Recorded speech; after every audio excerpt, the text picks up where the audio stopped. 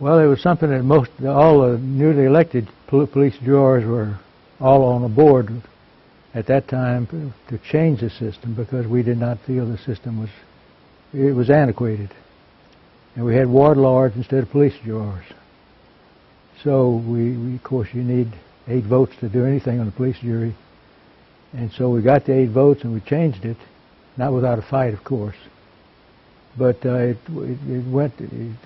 gave us more close contact with our districts that we had.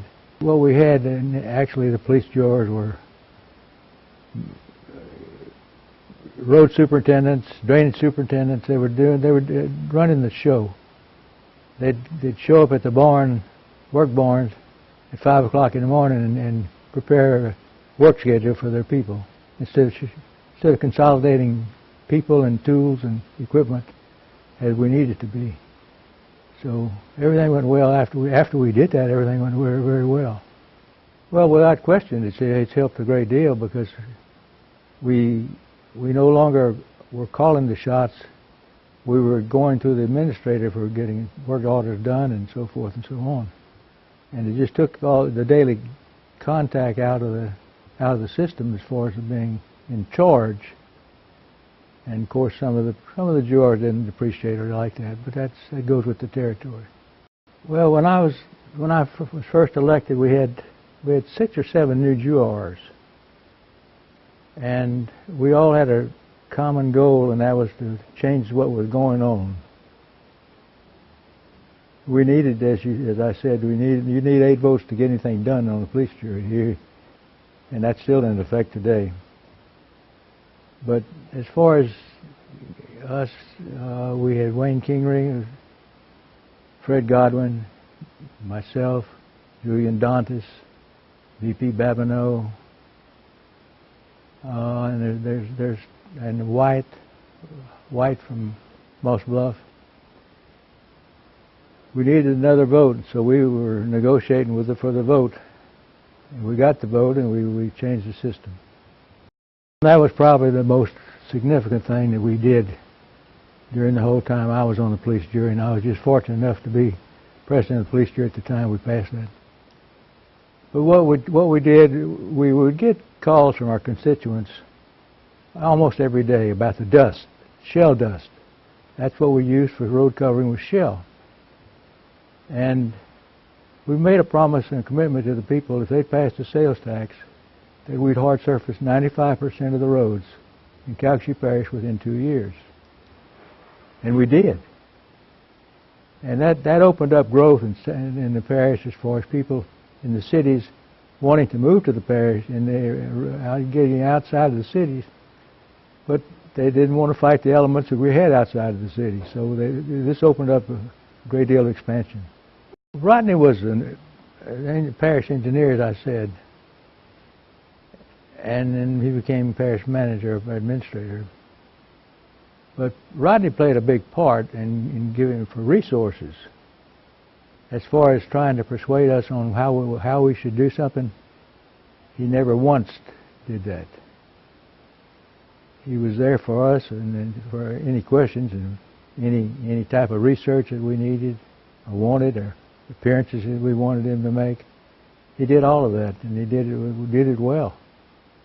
Well, first, Rodney, he hired Mark, and of course it wasn't a choice of the police jury. We got out of the hiring and firing business when we went to the unit system, which was something that was greatly needed at the time. But Rodney took Mark and trained him well. And I don't think Mark will ever forget that. Well, Mark just kind of stepped right in when Rodney retired. Of course, he had been on board for, I don't know how long, for 3, 4, 5 years, something like that. But Rodney hired Mark with the intention of, down the road, that he was going to retire. As far as who was going to replace him, he never once said that, mentioned that name. But it was kind of unwritten law that among the police jurors that we wanted Mark. And Mark picked up where Rodney left off and then added to it. Well, we didn't have a real comprehensive parish-wide zoning ordinance, and that was one part of Jimmy's task and responsibilities was to do the whole parish. And of course, in outlying areas where you have large parcels of land, people they resented that. They thought that they could do anything they wanted to with their land, no matter how it affects their neighbor.